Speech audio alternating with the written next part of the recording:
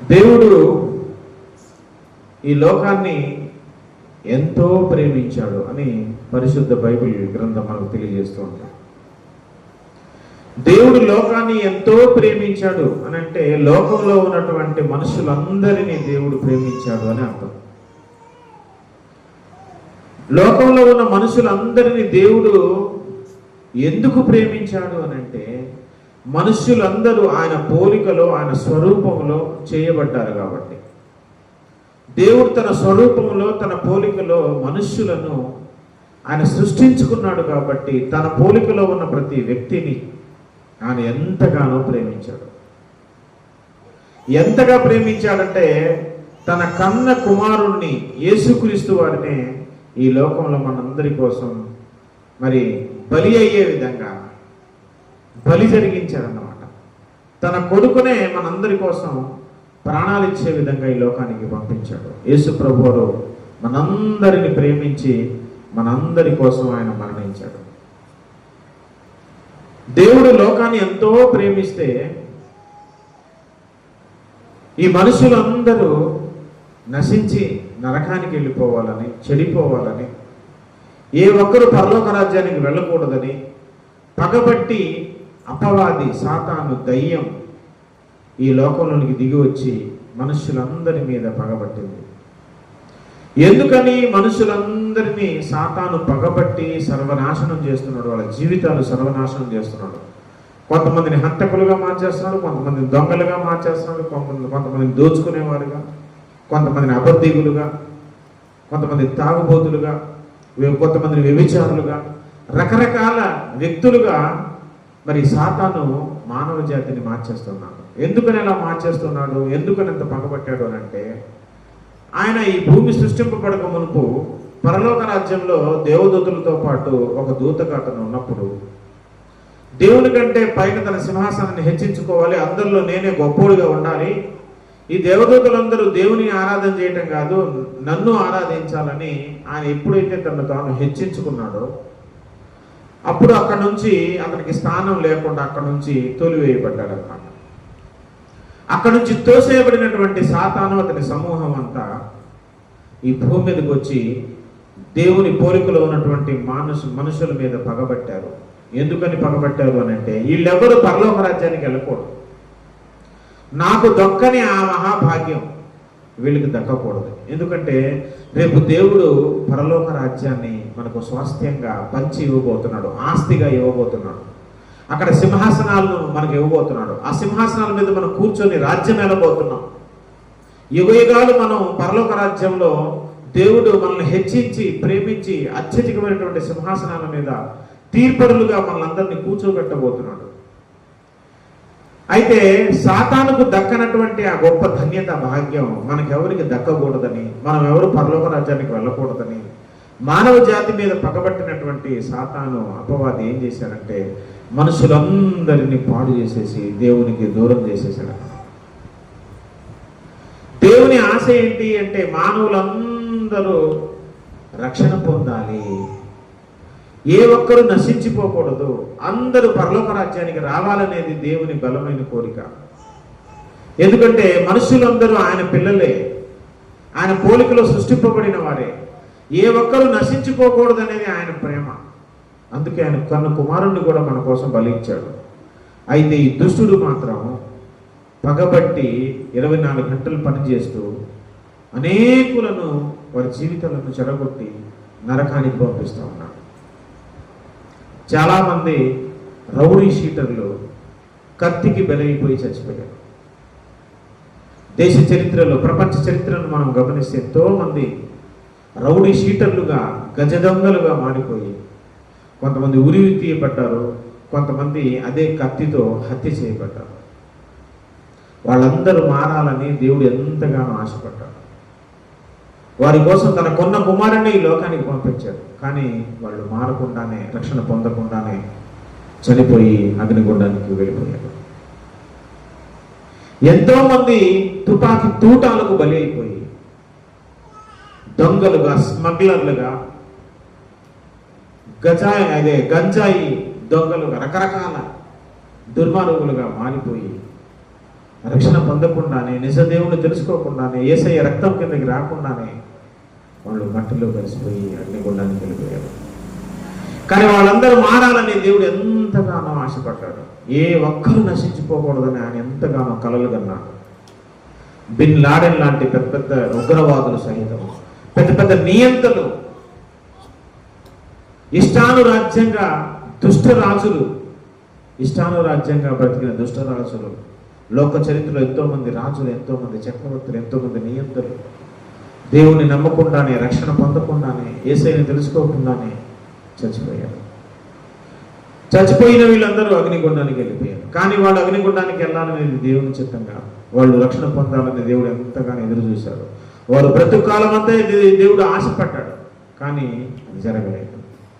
వాళ్ళు అగ్నిగుండానికి వెళ్ళిపోయారు. ఎంతో మంది ఈనాడు రక్షణ పొందకుండా అగ్నిగుండానికి వెళ్ళిపోతున్నారు. దేవుని ఆశ ఏంటి?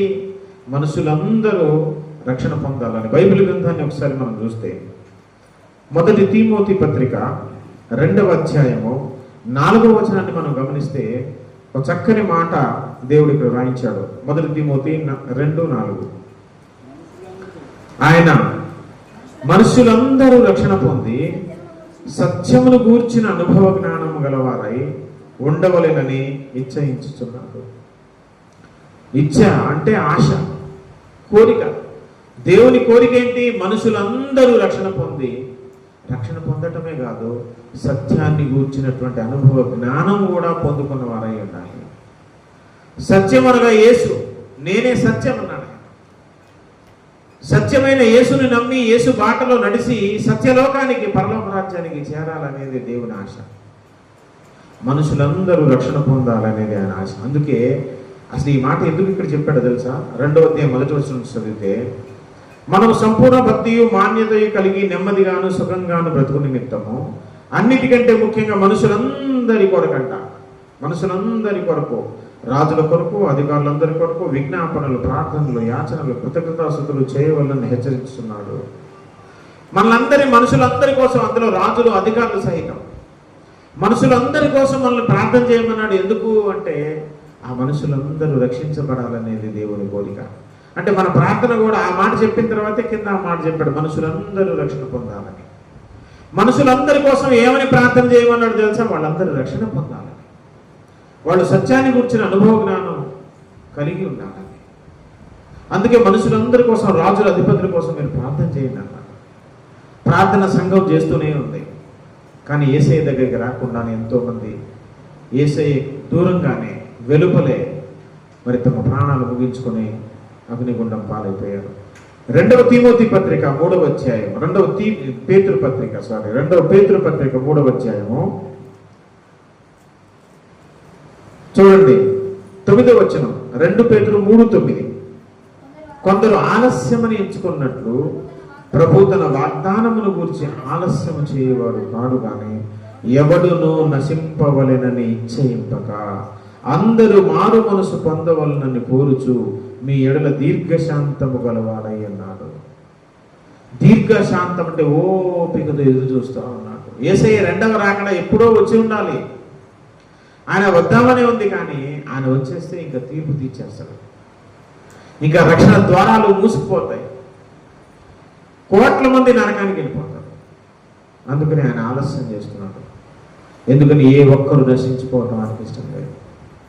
ఎంతో ప్రేమతో, ఎంతో ఆనందంగా దేవుడు సృష్టి చేశాడు, మానవ జాతిని సృష్టించాడు, తన పోలికలోకి ఆయన చేసుకున్నాడు. తన పోలికలో ఉన్న ఒక వ్యక్తి అగ్నిగుండంలో నిరంతరం కావడం ఆయనకి ఇష్టం లేదు. నేను వెంటనే వచ్చేస్తే, ఇప్పుడు యేసు ప్రభువు 2వ రాకడ జరిగిపోతే ఎంతోమంది అగ్నిగుండానికి వెళ్ళిపోతారు, ఎంతోమంది విడవపడతారు. అది ఆయనకి ఇష్టం లేదు. అందుకే లేటుగా అయినా వద్దాం, కానీ అందరూ రక్షణ పొందాలి, మారు మనసు పొందాలని ఆయన ఎంతో ఆశగా ఎదురు చూస్తున్నాడు. ఎంత ప్రేమ అండి మనుషుల మీద దేవునికి. దుర్మార్గులు దుర్మార్గపు పనులు చేస్తున్నారు. హంతకులు అమాయకులను వెంటపడి తరిమి నరుకుతున్నారు. అయినా సరే వాళ్ళని చూస్తున్న దేవుడు, వాడు రక్షణ పొందాలి, వాడు ఇప్పుడు చచ్చిపోతే అగ్నిగుండానికి వెళ్ళిపోతాడు, వాడిని చంపేయటం నాకు ఇష్టం లేదు, మనకే కోపం వస్తుంది అలాంటి వ్యక్తులను చూసినప్పుడు. కానీ ఆయనకు కూడా కోపం వస్తుంది, కానీ ఆ కోపాన్ని అణుచుకొని వీడు నరకానికి వెళ్ళకూడదు, వీడు కూడా మారు మనసు పొందాలని ఎదురు చూస్తున్నాడు ఆయన. ఎంత కరుణ, ఎంత జాలి, ఎంత ప్రేమ కలిగిన దేవుడు అండి మనం నమ్ముకున్న దేవుడు. అందుకే ఆయన వెయిట్ చేస్తున్నాడు అనమాట, ఎదురు చూస్తూ ఉన్నాడు అనమాట. దీర్ఘశాంతం, ఓపిక, సహనం కలిగి ఉన్నాడు ఆయన. మనుషులందరూ రక్షణ పొందాలని కోరుకుంటాడు. ఈ మనుషులు తను తెలుసుకుంటారు, నా దగ్గరికి వస్తారు అనుకుంటే రావట్లేదు చాలా మంది. ఇక నమ్మిన వారికి ఒక బాధ్యత అప్పగించి, మీరు సువార్త వెళ్ళి ప్రకటించండి రా బాబు, లోకంలోకి వెళ్ళండి రా, అన్యుల దగ్గరికి వెళ్ళండి రా, దేవుని ప్రేమను చెప్పండి రా అని దేవుడు ఆజ్ఞ ఇస్తే చాలా మంది ఒళ్ళు కదిలించకుండా, నిర్లక్ష్యం వహిస్తూ, సోమరిపోతులై సువార్త ప్రకటించకుండా వాళ్ళ పనులను చేసుకుంటున్నారు. వీళ్ళేమో సువార్త ప్రకటించరు, వాళ్ళేమో దేవుణ్ణి వెతకరు. వాళ్ళేమో దేవుని దగ్గరికి రారు, వీళ్ళేమో సువార్త చెప్పడానికి వెళ్ళరు. చూస్తేనేమో కొన్ని కోట్ల మంది రోజుకి కొన్ని కోట్ల ఆత్మలు అగ్నిగుండానికి వెళ్ళిపోతారు. ఏం చేయాలి దేవుడు అప్పుడు? అందుకే దేవుడే రంగప్రవేశం చేశాడు కొన్నిసార్లు. దేవుడే కొన్నిసార్లు రంగప్రవేశం చేశాడండి చరిత్రలో. తెలుసా మీకు? తీయండి ఒకసారి యెషయా గ్రంథం 65వ అధ్యాయం. యెషయా గ్రంథం 65వ అధ్యాయం మొదటి వచనంలో చాలా చక్కని మాట దేవుడు తెలుసా? యెషయా గ్రంథం 65 మొదటి వచనం. నా యొక్క విచారణ చేయని వారిని నా దర్శనమునకు రానిచ్చితిని. ఏమండి? నా యొక్క విచారణ చేయని వారిని నా దర్శనానికి రానిచ్చాను, నన్ను వెతకని వారికి నేను దొరికితిని. ఏమండి? కొంతమంది అసలు ఎతకట్లేదు, సత్యం ఏదో తెలుసుకునే ఆలోచన కూడా లేదు. నిజమైన దేవుడు ఎవరు పరిశీలన చేసి తెలుసుకుందామనే కోరిక మనుషులకు లేదు. ఎవరైతే ఏముందిలే, 4 ఏళ్ళ 3 నాళ్ళ వచ్చట 3 నాళ్ళ జీవితంలో వెతకట్లేదు. సరైన దేవుణ్ణి, నిజమైన దేవుణ్ణి, సృష్టికర్తను వెతకట్లేదు. కాబట్టి నన్ను వెతకని వారికి నేను దొరికి తిని, ఆయనే వచ్చేసి దుపాడికి దొరికేశారట. వీళ్ళు ఎతకుండానే ఆయనే వచ్చారే, బాబు నేనేరా దేవుణ్ణి, నేనేరా నీకోసం ప్రాణం అర్పించిన వాడను, నేనేరా సృష్టికర్తను, నేనేరా రేపు పరలోక రాజ్యాన్ని ఇచ్చేవాడను, నేనేరా మార్గాన్ని, నిన్ను చేసిన వాడను తల్లి గర్భంలో నేనేరా అని నా యొక్క విచారణ చేయని వారిని నా దర్శనానికి రానిచ్చానంటే వాడు దర్శనంలో కనబడ్డాడు. కొంతమందికి డైరెక్ట్గా ప్రత్యక్షంగా ఎదురుగా కనబడ్డాడు, అరే బాబు నేనేరా దేవుణ్ణి. కొంతమందికి అయితే దర్శనాల్లోకి వెళ్ళి, అయ్యా నేనేరా దేవుణ్ణి, నువ్వు నమ్ముకుంటున్న దేవుళ్ళు కాదురా, సృష్టిరా, ప్రకృతిలోని వస్తువులు రవి, ఆట బొమ్మలు రవి, రాళ్ళు, చెట్లు, కర్రలు రవి, నేను నిన్ను చేసిన వాడిని దర్శనంలో వెళ్ళి మరి కొంతమంది నీకు లాగేసుకున్నాడట. ఎంత ప్రేమమైన ఆయన. అలాంటి వారిలో చాలా మంది ఉన్నారు. ఇప్పుడు అబ్రహామును దేవుడే పట్టుకున్నాడు. అబ్రహాం ఏమైనా రీసెర్చ్ చేసి నిజమైన దేవుడు ఎవడో కనుక్కున్నాడు ఏంటి? అబ్రహాము అతని తల్లిదండ్రులు వాళ్ళందరూ విగ్రహాలు చేసి నా నది ఆ తీరాన్ని విగ్రహాలు అమ్ముకునేవాళ్ళు, విగ్రహారాధికులు వాళ్ళందరూ. మరి అబ్రహాముకు దర్శనం ఇచ్చి దేవుడే తన వాక్కుని ఇచ్చి అబ్రహాంతో మాట్లాడి, నేను చూపించే దేశానికి పదం బయలుదేరి ఇదంతా వదిలేసి ఏం తీసుకెళ్ళాడు. అబ్రహాం దేవుడు వెదగలేదు, అయినా సరే దేవుడే దర్శనం అయ్యాడు. పౌలు భక్తుడు దేవుని సంఘాన్ని పాడు చేస్తున్నాడు, నిజమైన మార్గాన్ని ఆయన వెతకలేదు, అసలు రీసెర్చే చేయలేదు దాని మీద. కానీ యేసు ప్రభు వారే ఆ దమస్కు మార్గంలో ప్రత్యక్షమయ్యారే, బాబు నువ్వు హింసిస్తున్న వాడిని నేను రా, అమాయక ప్రజల్ని హింసిస్తున్నావు అంటే నువ్వు అనుకుంటున్నావు, కానీ నన్ను హింసించి వాడు దేవుడిని రా, నేనేరా వాడి కోసం ప్రాణం పెట్టింది, నీ కోసం ప్రాణం పెట్టి. ఎప్పుడైతే ప్రత్యక్షమయ్యాయో అప్పుడు తన జీవితాన్ని మార్చుకున్నాడు. వీళ్ళు ఎదిగారా? యేసు ప్రభు ఎదగలేదు. వెతకని వాళ్ళకు దొరికాడు ఆయన. ఏం చేయాలి మరి? ఈ 2 సందర్భాలే కాదు, కొన్ని వేల మంది జీవితాల్లో యేసు ప్రభు వారు దర్శనం ఇచ్చారు. మా ఊళ్ళో ఒక మోషే గారని దైవజనుడు, ఇప్పుడు లేడు, ఆయన చచ్చిపోయాడు. చాలా ముసలితనం వరకు ఆయన గొప్ప సేవ చేశాడు అన్నమాట. ఆయన రాజమండ్రి సెంట్రల్ జైల్లో ఉన్నప్పుడు ఆయనకి యేసు ప్రభు వారు ఎవరో తెలియదు. రాజమండ్రి సెంట్రల్ జైల్లో ఉన్నప్పుడు దేవుడే యేసు ప్రభు వారు ఆయనకి దర్శనం ఇచ్చి స్వరం ద్వారా ఆయనతో మాట్లాడి ఆయన జీవితాన్ని మార్చేశాడు. అప్పటి నుంచి ఆయన బ్రతుకు మార్చుకొని రౌడీ షీటర్గా ఉన్న ఆయన, హత్య చేసి జైలుకి వెళ్ళిన ఆయన ఎంత గొప్పగా మారిపోయాడో తెలుసంటే, అనేకులకు మాదిరికరంగా మారిపోయాడు. ఎంతో సాత్వికుడు అయిపోయాడు, ఎంతో దీనుడు అయిపోయాడు, ప్రార్థనాపరుడు అయిపోయాడు. గంటల తరబడి ఏడుస్తూ మోకాళ్ళ మీద 80 సంవత్సరాల వయసులో కూడా నిట్టనిలుగా మోకాళ్ళ మీద నిలబడి గంటల తరబడి ఏడుస్తూ ప్రార్థన చేసింది. గొప్ప ప్రార్థనాపరుడు అయిపోయాడు, గొప్ప సేవ చేశాడు. ఆయన చదువుకుంటే 2వ తరగతో 3వ తరగతో, కానీ కొన్ని పదుల సంఖ్యలో, వందల సంఖ్యలో ఆత్మలను రక్షించి మంచి సంఘం బూదవాడ తండాలో కట్టాడు. ఆయన దేశాన్ని వెదగలేదు, ఏసయ్య ఆయనకి దర్శనమిచ్చి ఆయనతో మాట్లాడి వాడేసుకున్నాడు. అలాగే దైవజనులు హానుక్ గారని బూదవాడ తండాలో గొప్ప పరిచయం చేస్తున్నాడు. ఆయన కూడా మంచి సంఘం కట్టాడు. ఆయన కూడా వందల మందిని ఏసయ్యలో రక్షణలో నడిపించాడు. ఆయన కూడా యేసు ప్రభువుని వెదగలేదు. ఆయన కూడా చదువుకుంటున్న రోజుల్లో, పాలిటెక్నిక్ చదువుకుంటున్న రోజుల్లో దేవుడు అతనికి దర్శన రూపంలో ప్రత్యక్షమై అతను పేరు పెట్టి పిలిచాడు అన్నమాట. పేరు పెట్టి పిలిచి అతన్ని తన సేవకు ప్రతిష్ఠించుకున్నాడు, సమర్పించుకున్నాడు, సెలెక్ట్ చేసుకున్నాడు, నియమించుకున్నాడు, అభిషేకించాడు, గొప్ప పరిచయం ఆయన చేస్తున్నాడు. ఇట్లాగా మనం ఇలా చెప్పుకుంటూ పోతే కొన్ని లక్షల కోట్ల మంది జీవితాల్లో వారు వెదగకపోయినా, దేవుని ఎంత విచారణ చేయకపోయినా, వాడు ఎలాంటి రీసెర్చ్ చేయకపోయినా దేవుడే వారికి ప్రత్యక్షమై వారికి దొరికి తన్ను పరిచయం చేసుకున్నాడు. అటువంటి గొప్ప దేవుడు ఏ ఒక్కరు నశించుకోకూడదని, ప్రతి ఒక్కరూ రక్షణ పొందాలని, మారుమనసు పొందాలని, అగ్నిగుండాన్ని ప్రతి ఒక్కరు తప్పించుకోవాలని, ప్రతి ఒక్కరూ పరలోక రాజ్యానికి రావాలని ఎంతగానో ఆయన ఆశపడుతూ ఉన్నారన్నమాట. అయితే ప్రియులారా, ఒక సంగతిని మనం అర్థం చేసుకోవాలి, ఒక సంగతిని మనం జ్ఞాపకం చేసుకోవాలి. ఏంటి ఆ విషయం అనంటే, ఏ ఒక్కరూ నశించిపోకూడదని పాపులను సహితం ప్రేమించగలుగుతున్నటువంటి గొప్ప మనసున్న దేవుడు, సృష్టికర్తన దేవుడు మన యేసు ప్రభువు. అయితే ఆయన ఎంతకాలం మనుషుల గురించి ఆలోచిస్తాడు, ఎంతకాలం ప్రతి పాపి మారుమనసు పొందాలని కోరుకుంటాడనంటే వారు బ్రతికి ఉన్నంత కాలం మాత్రమే. ఒక్కసారి నీ జీవితం ముగించబడిందా, నువ్వు చనిపోయావా, ఇంకా దేవుడు ఎప్పటికీ నిన్ను జ్ఞాపకం చేసుకోలేక.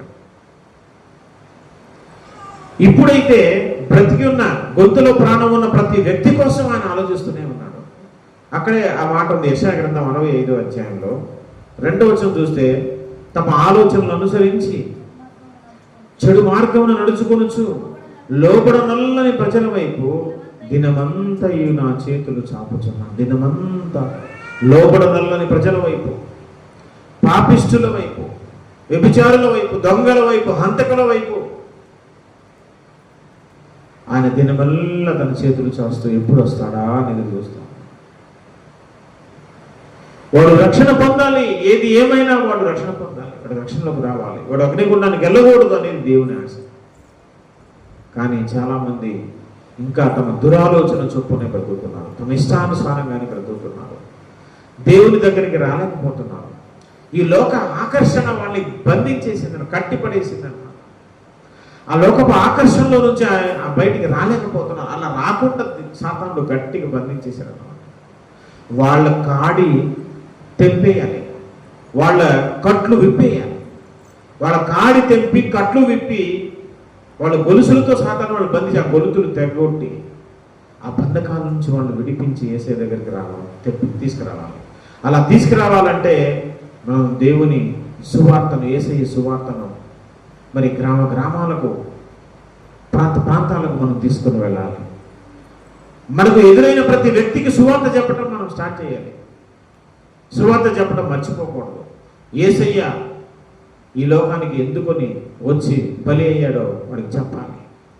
చనిపోతే వెళ్ళిపోయే భయంకరమైన అగ్నిగుండం గురించి వాళ్ళకి చెప్పాలి. మనము ఆలోచించాలి, ఎందుకంటే దేవుని ఆలోచనే మన ఆలోచన అయి ఉండాలి, దేవుని కోరికే మన కోరిక అయి ఉండాలి. అప్పుడు మనం నిజమైన భక్తులు. నిజమైన భక్తులు పడి ఆలోచన విధానం, మైండ్ సెట్ ఎలా ఉంటుందంటే, దేవుడు ఏది ఇష్టపడతాడో భక్తులు కూడా అదే ఇష్టపడతాడు.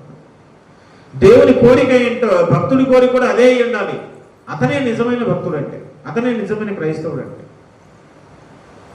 దేవుని కోరిక ఏంటి? మనుషులందరూ రక్షణ పొందాలి, ఏ ఒక్కరు నశించుకోకూడదు. మరి మన కోరిక కూడా ఏమై ఉండాలి? ఏ ఒక్కరు నశించుకోకూడదు, అందరూ రక్షణ పొందాలి. మరి అందరూ రక్షణ పొందాలని గట్టి కోరికతో మనం కూర్చుంటే సరిపోదు. మనం ప్రార్థన చేయాలి, ప్రార్థనతో పాటు పని కూడా చేయాలి. మనం బయలుదేరి వెళ్ళి ఏ వ్యక్తి కోసం అయితే నువ్వు ప్రార్థన చేస్తున్నావో వాడి చెవిలో ఇంత సువార్త ప్రకటించాలి. సువార్త వాక్యాన్ని వాళ్ళు చెవిలో వినపడేటట్టు చేయాలి. చెవిలో పడేయాలి. నువ్వు వెళ్ళి సువార్త ప్రకటించాలి. మనం చూడండి, మనం ఎవరితో కలిసిమెలిసి ఉంటాం, ఎవరి గురించి ఎక్కువ ఆలోచిస్తుంటాం. మీరు ఆలోచించండి. ఇప్పుడు ఈ క్షణంలో మీ గురించి మీరు ఒక్కసారి వెనక్కి తిరిగి వెళ్ళి ఆలోచించండి. రోజంతటిలో మనం ఎవరెవరితో ఫోన్లో మాట్లాడతాం. ఫోన్లో కాబట్టి బయట అయినా సరే మన చుట్టుపక్కల ఎవరెవరి ఇంటికి వెళ్తాం, ఎవరెవరితో మాట్లాడతాం, మన స్నేహితులు ఎవరు, మన బంధువులు ఎవరు, ఎవరెవరితో ఏమేమి పంచుకుంటారు ఒకసారి ఆలోచించుకోండి. మీరందరూ మహా అయితే ఒక ఎంతమందితో రోజు డైలీ టచ్లో ఉంటారు?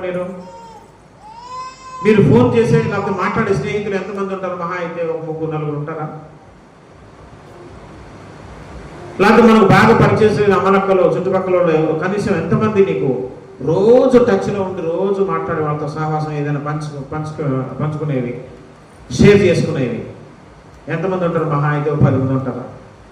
ఓకే, ఆ 10-20 మంది మహా అయితే ఒక 30 మంది. 100 మందికి అసలు 2-3 ఉంటారు రోజు డైలీ మాట్లాడేవాళ్ళు. ఎందుకని వాళ్ళతోనే టచ్లో ఉంటామంటే వాళ్ళతో అన్నీ షేర్ చేసుకుంటాం.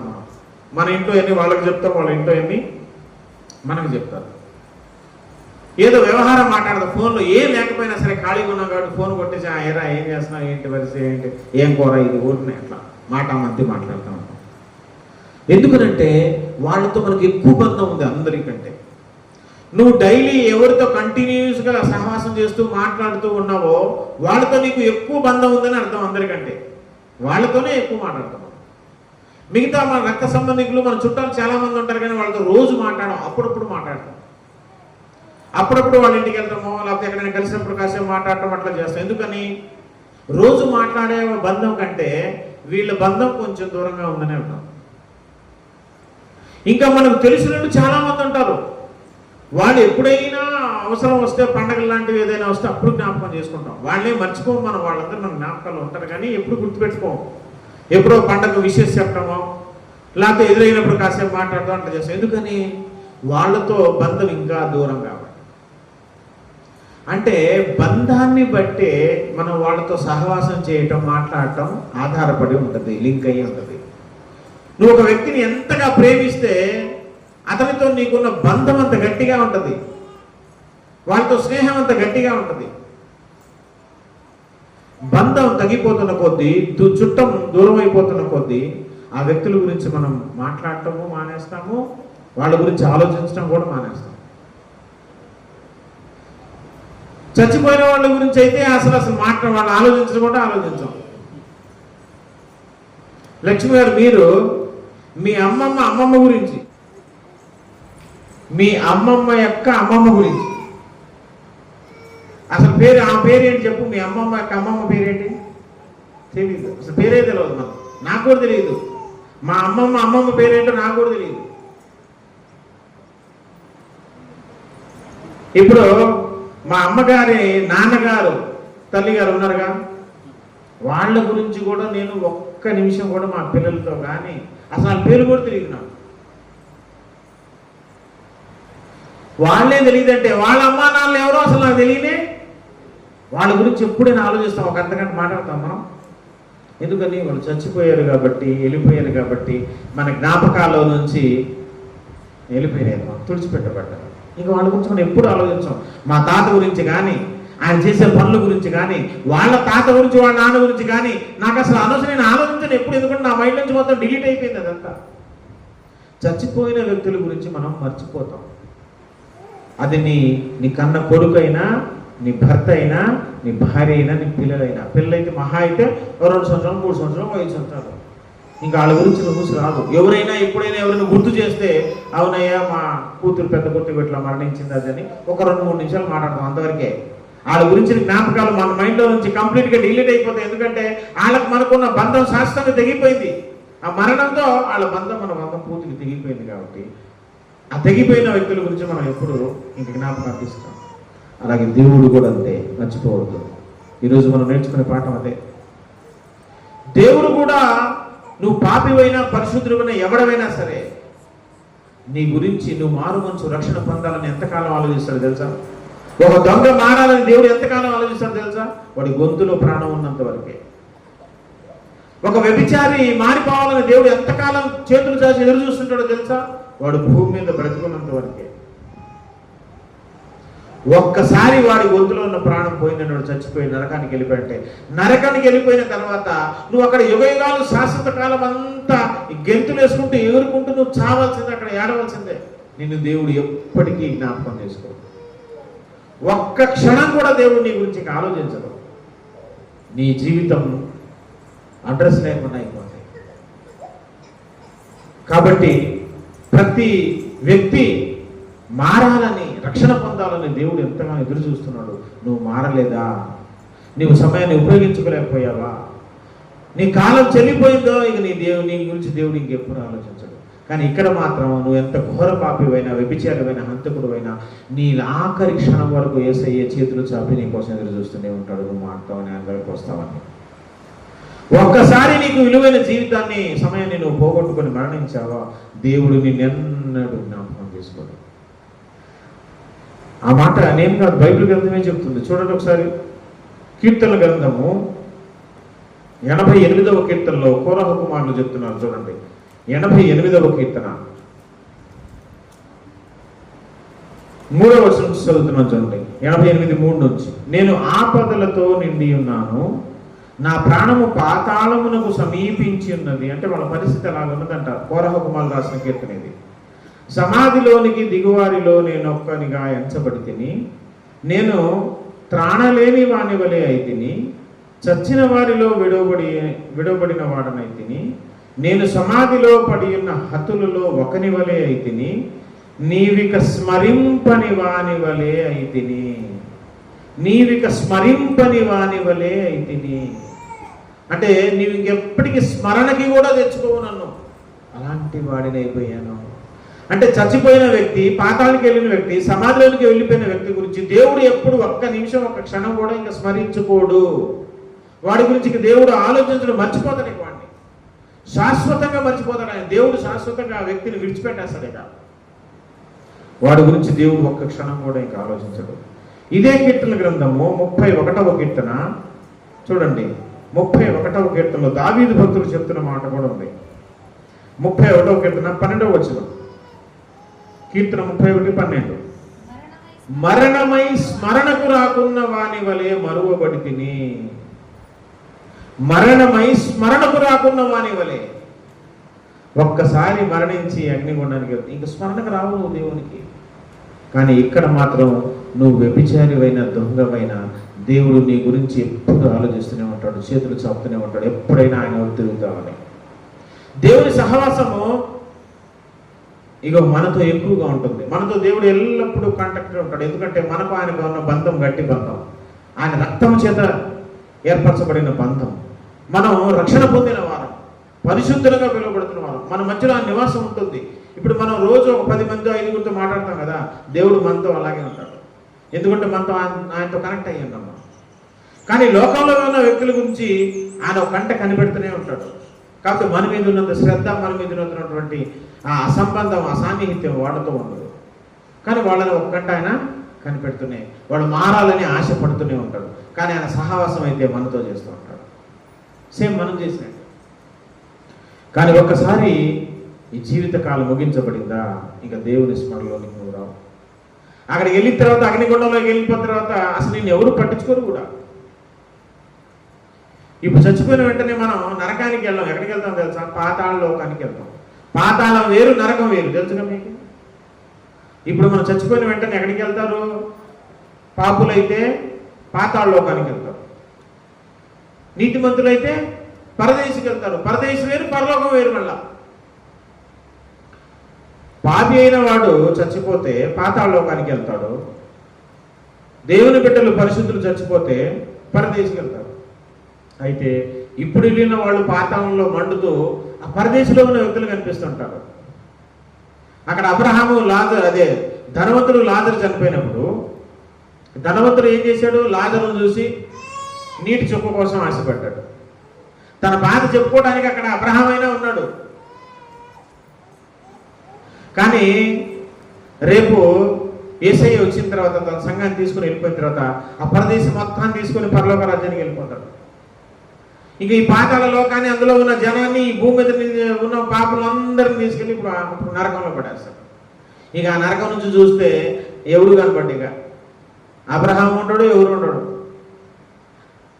ఏమంటే అప్పుడు ధనవంతుడికైతే తన బాధ చెప్పుకోవడానికి అబ్రహాము లాజరునే కనపడ్డారు. కానీ రేపు యేసయ్య వచ్చిన తర్వాత వెళ్ళబోయే నరకాగ్ని గుండంలో నువ్వు యుగ యుగాలు గెంతుతా, కేకలేస్తా, గట్టి గట్టిగా మూలుగుతా, ఏడుస్తూ ఉంటావు. నీ గోడు వినేవాడు ఎవడు ఉన్నాడు అక్కడ. సార్ ఏం జరిగిందంటే, ఒక్క నిమిషం సార్ నేను చెప్పేది వినండి సార్. నేను ఎందుకు నమ్మలేకపోయానంటే, ఎందుకు రక్షణ పొందలేదంటే, అసలు ఒక్కసారి నా మాట వినండి అని నువ్వు అంటూ అరుస్తా ఉన్న గీ పెట్టినా అసలు నేను వినేవాడే అక్కడ. నువ్వు అట్ట అరవటమే తప్ప కింద మంట, పైన అరవటం, కేకలు కట్టడం, గెంతులేయటం, పరిగెత్తటం. తాబేలు కాలుస్తారు మంటల్లో, చూసారు మీరు? కట్టలేసేసి తాబేలు లోపల వేసేస్తే తాబేలు కాల్చేటప్పుడు ఎట్టవరకు ఇది తెలుసా మీకు? తాబేలు ఎత్తి మళ్ళీ ఆ నిప్పుల్లో వేస్తుంటారు, దాన్ని మళ్ళీ బయట పరిగెత్తడం, మళ్ళీ ఎత్తి నిప్పుల్లో వేస్తుంటారు. అట్టా ఉంటుంది రేపు నరకంలో పరిస్థితి. మనుషుల పరిస్థితి అలా కాలుతారన్నమాట. అడు పరిగెత్తిన ఎటు వెళ్ళినామంటే ఎంత భయంకరమైన అగ్నిగుండం ఉంటుంది. అది కాచుకునే పొయ్యి కాదు, భయంకరమైనటువంటి అగ్ని గంధకాల సరస్సు, నది లాంటిది, భయంకరంగా ఉంటుందన్నమాట. అక్కడికి వెళ్లకుండా మానవ జాతి మొత్తాన్ని రక్షించడానికి యేసుప్రభు వారి లోకానికి వచ్చాడు. ప్రియ స్నేహితుడా, సహోదరి, నీవు రక్షణ పొందకపోతే, మారు మనసు పొందకపోతే, నేడే రక్షణ దినం, ఇదే అనుకూలమైన సమయం. యేసయ్య దగ్గరికి వస్తే, ఆ రక్తం కిందకు వస్తే, నువ్వు పాపిడివని గ్రహిస్తే, నువ్వు ఎవడమైనా సరే, నువ్వు ఎంత ఘోర పాపివైనా, కొంత ఘోర వ్యభిచారివైనా, ఎంత హంతకుడవైనా, అబద్ధికుడువైనా సరే, యేసయ్య నిన్ను క్షమించడానికి సిద్ధ మనసు కలిగిన వాడు. ఆయన నిన్ను ఆహ్వానిస్తాడు. తన చేతులు చాచి నీ వైపు ఆశగా ఎదురు చూస్తున్నాడు. ఇప్పటికైనా మనసు మార్చుకో, రక్షణ పొందు, మారు మనసు పొందు. రేపు వెళ్ళబోయే భయంకరమైన అగ్నిగుండం, అది నీకు తెలియదు. అది చూసిన తర్వాత నువ్వు తట్టుకోలేవు, ఆ బాధ నువ్వు తట్టుకోలేవు. అది మాటల్లో, మానవ భాషల్లో వర్ణించలేని బాధ అది. దాన్ని తప్పించుకోవాలంటే ఏకైక మార్గం, ఒకటే ఒక మార్గం, యేసుక్రీస్తుని నమ్మటం, యేసయ్య గురించి జీవితాన్ని అప్పగించుకోవటం, యేసయ్య రక్తంతో నీ బ్రతుకుని కడుక్కోవటం. యేసయ్య రక్తం కిందకు వస్తే, యేసయ్య నేను పాపిని నువ్వు గ్రహించి ఆయన వైపు తిరిగితే, ఆయనను పెద్ద మనసుతో నిన్ను క్షమించి పరిశుద్ధునిగా, నీతివంతునిగా చేస్తాడు. నువ్వు ఆ నరకాన్ని తప్పించుకుంటావు, పరలోక రాజ్యాన్ని చేరుకుంటావు. దేవుని ఆశ ఇదే. ఈ లోకంలో సాతాను తిరుగుతున్నాడు, మోసగాడు తిరుగుతున్నాడు, అపవాది తిరుగుతున్నాడు, ఘటసర్పం తిరుగుతుంది. నిన్ను మోసం చేయడానికి ఎన్నో దొంగ మాటలు చెప్తాడు, అసత్యాలన్నీ చెప్తాడు. యేసయ్య దేవుడు కాదంటాడు, బైబిల్ గ్రంథం పరిశుద్ధమైనది కాదంటాడు, క్రైస్తవులు మంచోడు కాదంటాడు. నీవు నమ్మకుండా ఉండటం కోసం, యేసయ్య దగ్గరికి నువ్వు రాకుండా ఉండటం కోసం 100 అబద్ధాలు చెప్తాడు.